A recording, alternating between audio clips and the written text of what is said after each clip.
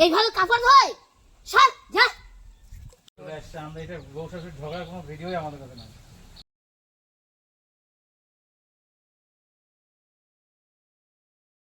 আচ্ছা বৌমা বৌমা, তুমি জানেন না আমি সকাল 8টার মধ্যে ভাত খাই?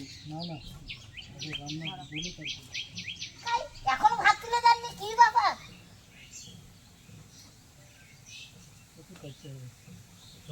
ঠিকই আছে, এটা প্রথমটা নিয়ে যাবো। তুমি এখনো রান্না চাপাননি? তুমি জানেন না আমি সকাল 8টার মধ্যে ভাত খাই? ঠিক করবো আজকে।